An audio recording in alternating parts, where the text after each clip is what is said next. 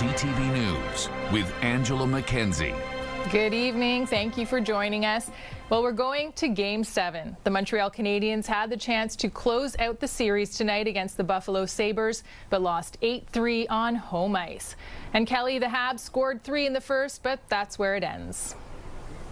That's right, Angela. It's been a common refrain in this series. There's an early goal, this one just less than a minute in, and Buffalo is on the board. The series. Here's Samuelson across. Dahlin moves in. Backhand scores. He scores 32. That goal just 32 seconds in, scored on the very first shot of the game. Now Arbor Jackeye responds just over a minute later. That's his first ever playoff goal, and he snaps a 48-game goal drought. Then it's Ivan Demidov with his second in as many games, immediately giving props there to Lane Hudson on that one, who set it up. Goaltender Jakub Dobeš takes a slashing penalty, hitting Buffalo captain Rasmus Dahlin, but it doesn't slow the Habs down as Jake Evans scores shorthanded. That's the end of the night for Alex Lyon, giving up 3 goals on 3 shots. Enter Ukko-Pekka Luukkonen for Buffalo. Worth noting, in the first, the Habs scored even strength, a power play, and a shorthanded goal. Quite unusual to see that, but from then on, it's all Buffalo, scoring 7 unanswered goals to tie it, take the lead, and end a few insurance markers as well. Dobeš would also be pulled midway through the third, but this one ends 8-3. There's definitely a few things that were self-inflicted. I mean, yeah, I mean, they're desperate. They're coming in hard. They're forechecking really hard. There's just some, plays that we'd want back for sure. So,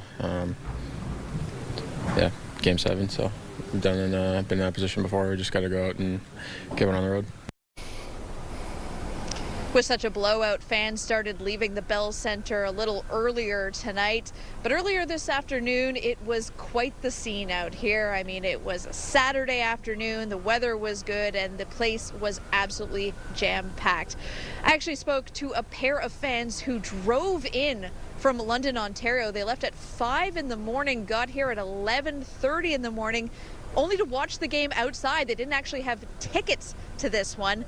They said they were going to be driving home just after the game. I'm not sure if they left early through the second period there as the lead started to grow for Buffalo. So we are going to Game 7. I asked fans after this one if it's something they enjoy, because it'll be the second straight series where there's a Game 7. They have one chance to win next time. Feeling confident? Yes. Yes. We always like Game 7, so we're going to do the same thing at Tampa. Against Tampa. Yeah, 2 in a row. 2 series in 7. No choice. Go Habs, go. It's definitely not what we thought was going to happen, but I feel like the boys are going to come back Game 7 with some heart, with some hate, with some, I don't know. They're going to be angry and they're going to win this game. Coming with some hate. It was a best of 7, then a best of 3. Now it comes down to one single game. That Game 7 will be on Monday night in Buffalo. Worth noting that the Habs advanced on Game 7 in Tampa, so it is doable. That one on the holiday will start at 7:30. Angela? All right, thanks, Kelly. That's Kelly Gregg live at the Bell Center. Well, the Victoire had a better day, taking a commanding 2-0 series lead, beating the Ottawa Charge in overtime.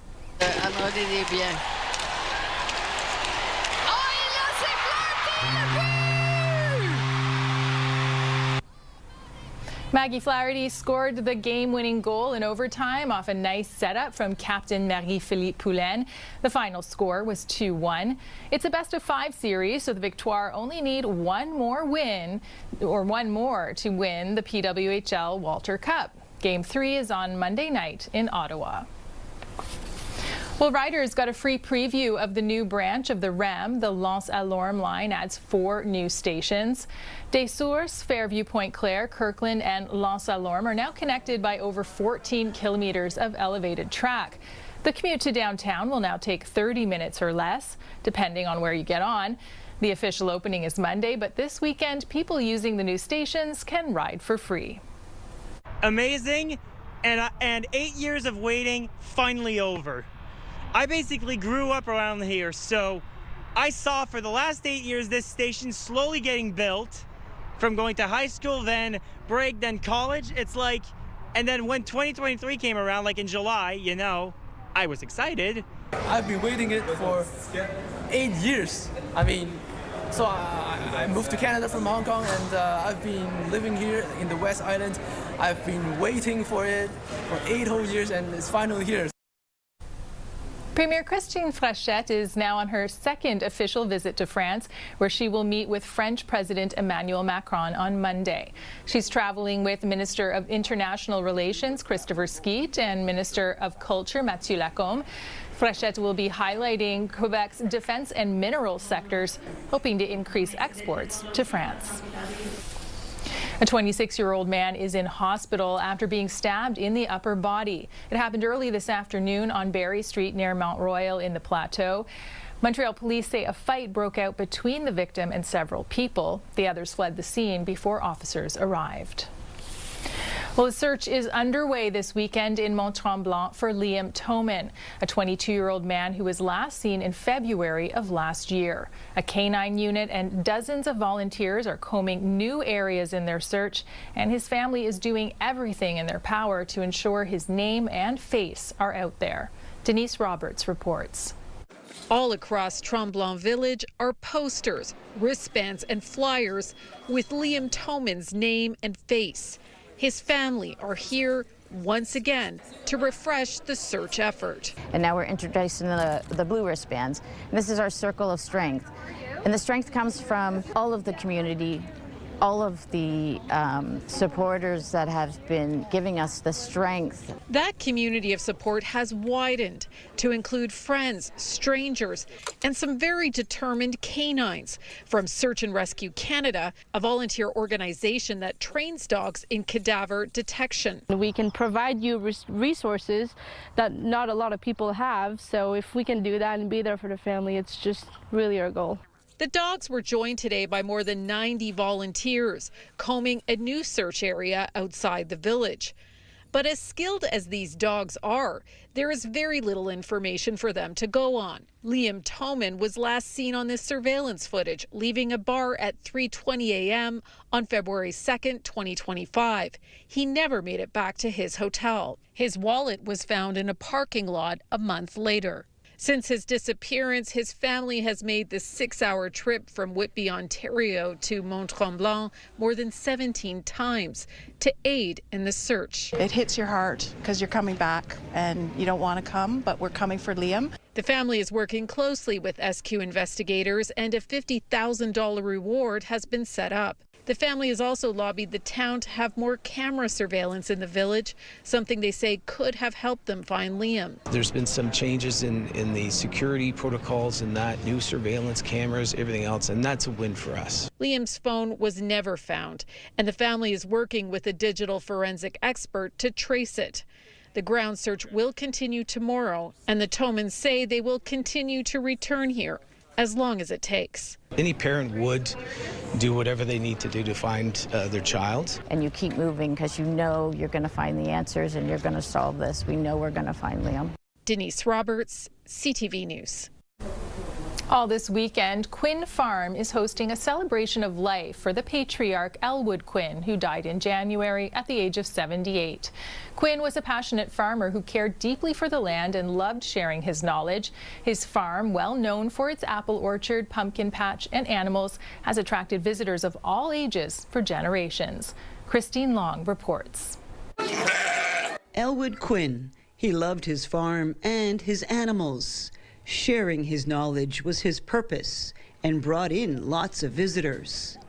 Elwood's son, Phil, says it's an emotional weekend. All kinds of stories coming out of the woodwork and how he was a father figure to so many people. Elwood's daughter, Terry, says this weekend was her dad's favorite on the calendar. The spring gives us the opportunity to look forward into the next year, right? We're still full of possibility. So as much as we are mourning his passing as a family, and allows us to share with people who want to come and see the heritage animals that he loves so much.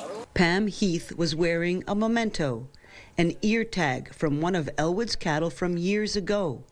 She says he had an extensive knowledge of animal breeds. Actually, Elwood, that was one of his first jobs. He worked for catcher manufacturers, and that's identification of anything from fish to probably elephants, I'm not sure, but a lot of cows and sheep and whatnot. Elwood worked so hard to manage and take care of and support rare breeds, domestic breeds of livestock.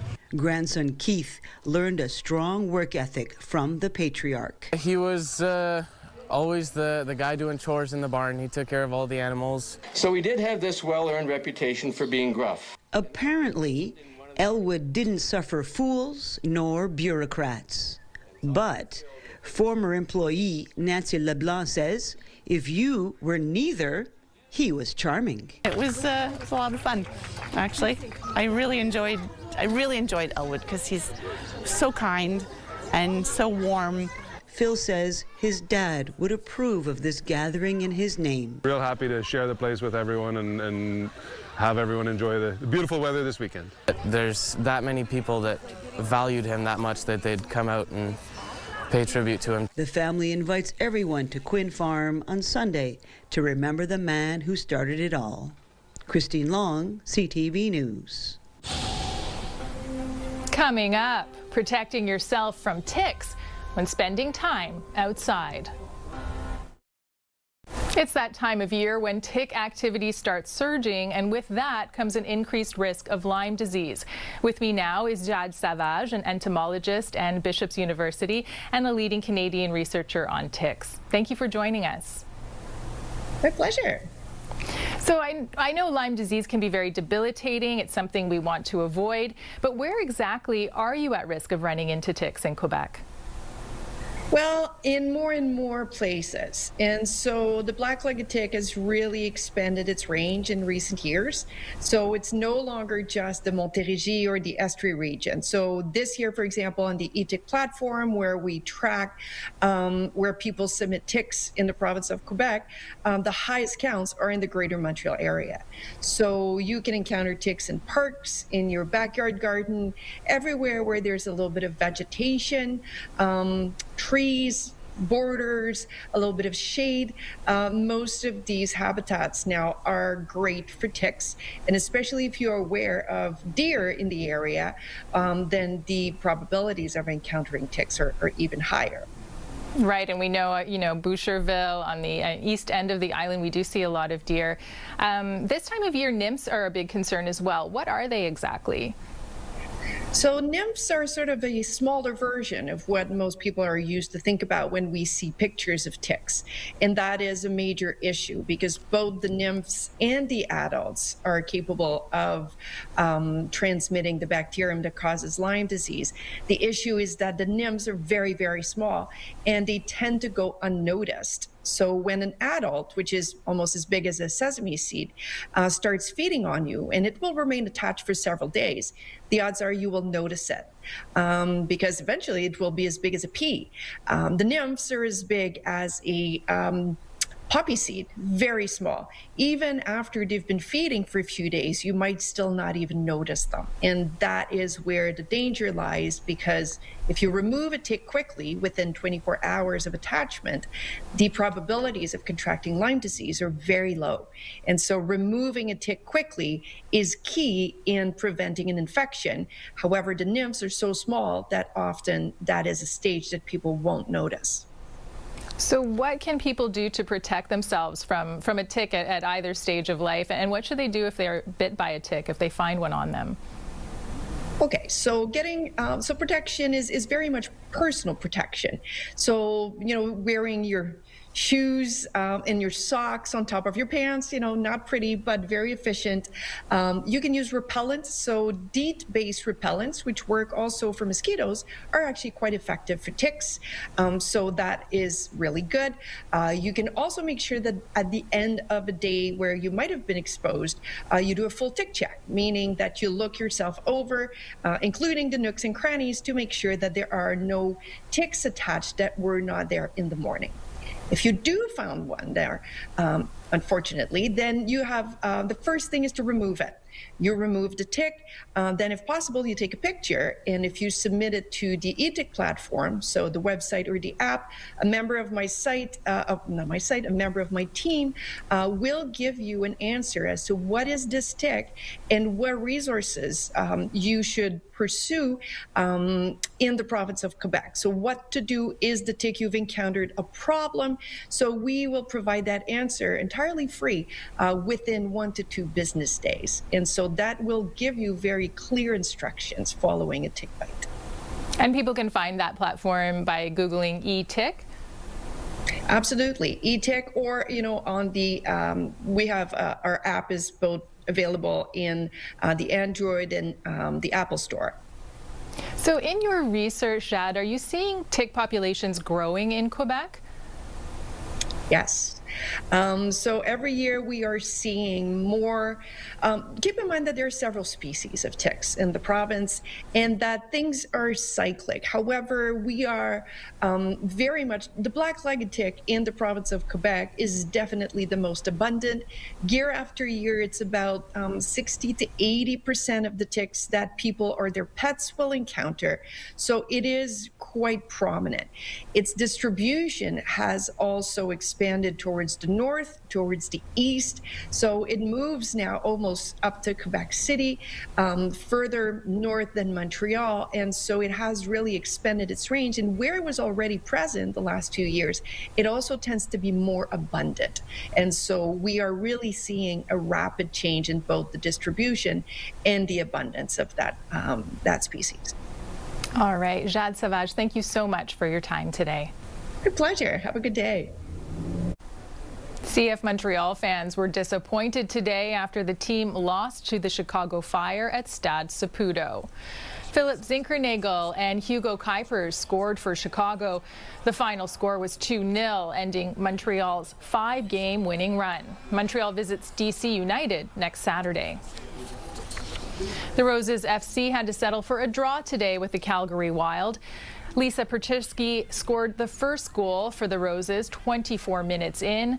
Claire Monyard also found the net. Despite a strong first half, the team let a win slip away for the first time this season. The final score was 2-2.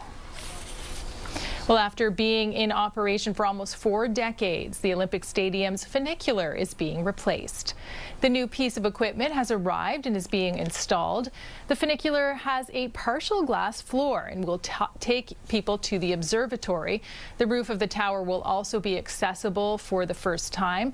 Visitors can walk out onto an outdoor terrace and take in views of the city. Well, the Canadian Tulip Festival wraps up this long weekend in Ottawa. The park at Dow's Lake at one end of the canal is a sea of vibrant color with hundreds of thousands of blooms on display. If you are headed there this weekend, you'll want to plan accordingly because several road closures are in effect. Admission to the festival is free. Up next, the front stoops are alive with the sound of music. Porchfest returns to NDG. Menswear provided by Ernest. Elevate your style with Ernest. Download the CTV News app and stay on top of local stories as they unfold. Increasing number of abandoned buildings. Customize your feed and watch live wherever you are. CTVMontreal.ca. Your home for news.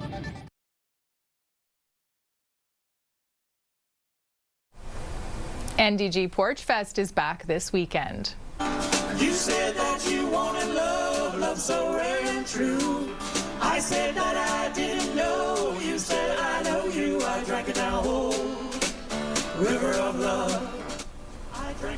That's the Back Alley Roots Band, one of the many local music acts performing on porches around NDG. You can catch more music in the neighborhood tomorrow starting at 11.